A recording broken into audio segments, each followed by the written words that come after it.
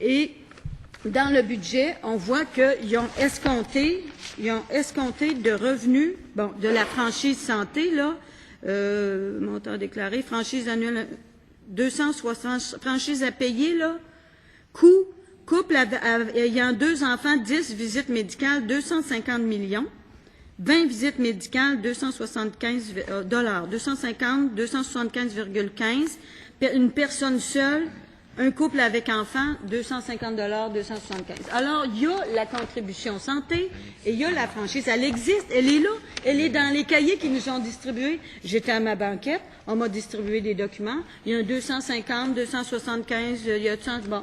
Et plus tu es malade, plus tu vas payer. Puis là, ils disent, on va lancer ça en discussion, on va dialoguer.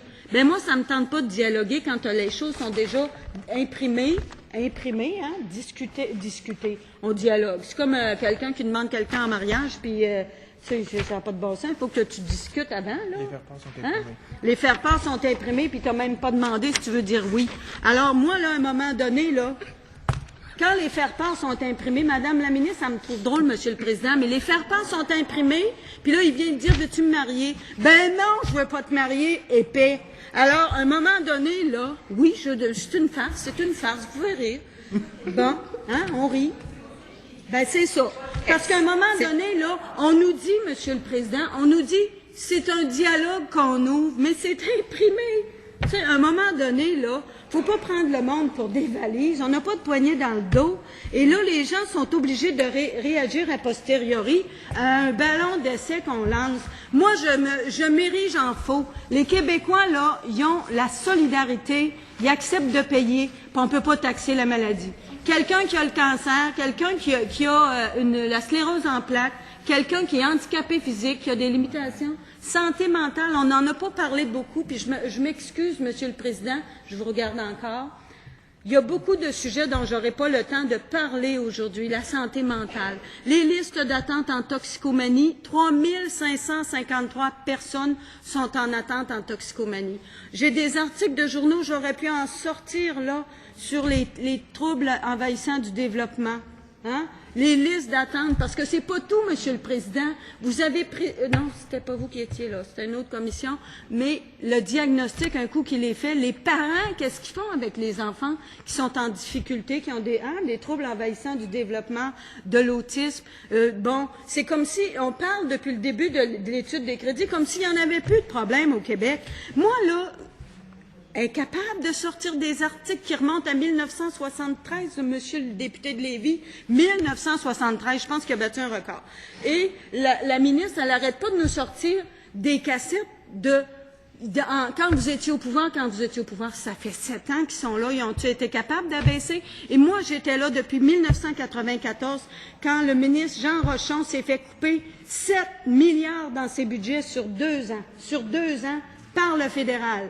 11 milliards de moins en santé, en services sociaux et en éducation, puis on était obligé de s'arranger avec ça au même moment où on était obligé de faire des virages extrêmement importants dans le réseau de la santé et des services sociaux. Hein? On faisait des virages importants parce qu'on était comme une machine lancée après le mur, là, en train de se fracasser dessus, que si on ne faisait pas des changements, il me reste 7 minutes, sapristi, c'est beaucoup de temps. C'est beaucoup de temps et je vais revenir sur cet argent-là. Les fédéralistes, là, j'en ai en avant de moi, j'en ai là, il est vendu, lui, mais il est fédéraliste pareil, Monsieur le Président. Pardon? Ah! Très fier. Bon, c'est beau. Puis moi, je suis fière d'être souverainiste. Mais, Monsieur le Président, quand on nous dit il n'y a pas d'argent, puis là, il y a des besoins, il y a plein de besoins, puis il n'y a pas d'argent, puis il n'y a pas d'argent, puis là, regardez, on demande aux Québécois et aux Québécoises, là, la famille moyenne, payons. Ça va être la nouvelle comptine dans les garderies, là. On va apprendre ça à 2-3 ans aux enfants. Payons, puis les Québécois, on va tous chanter ça en chœur, payons.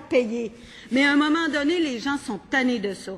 Et qu'est-ce qu'on a comme litige financier avec le gouvernement fédéral? Des revendications récurrentes, puis des revendications ponctuelles. Des dossiers qui ne se règlent pas. Il faut avoir le cœur puis la tête bien accrochés sur le corps pour rester fédéraliste, alors qu'on attend, Monsieur le député, ministre responsable de la capitale, avec qui j'ai un bon contact généralement, ben là, un homme de cœur, mais monsieur le député ministre fédéraliste, vous avez de l'argent qui traîne dans le décor à Ottawa avec lequel vous pourriez faire plein d'usages. Encore une fois, Madame Dubé, c'est toujours une bonne idée de s'adresser à la présidence. Ça va beaucoup mieux comme ça. J'ai eu un moment d'égarement, mais je me ramène à vous. Et là, regardez, 7,5. Bon.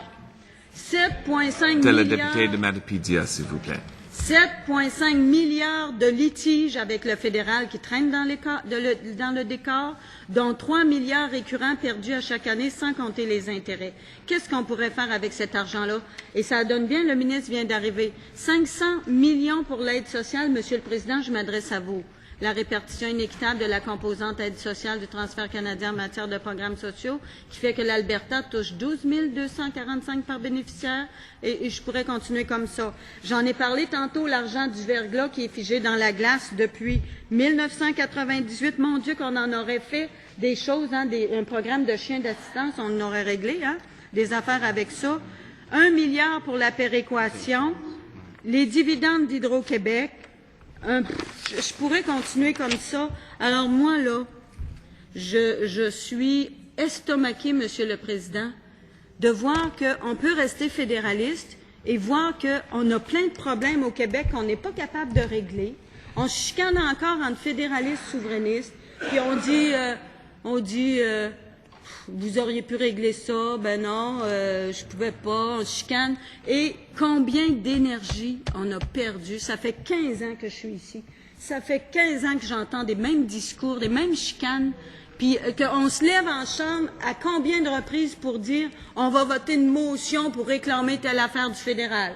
On va voter une motion, hein? Dans combien de dossiers on a fait ça? Et à un moment donné, là, il va falloir que ça se règle. Et pendant ce temps-là, bien, on fait des budgets, hein? Des budgets, des tickets modérateurs ou orienteurs. Mon Dieu, que c'est tellement beau, orienteurs. Alors que 25% des gens n'ont pas de médecin de famille. Et Monsieur le Président, dans la salle ici, dans les organismes communautaires, on a des personnes qui ont toutes sortes de problèmes de santé et qui ont de la difficulté à un moment donné à boucler leur budget, et on va pas chercher l'argent où est-ce qu'il est.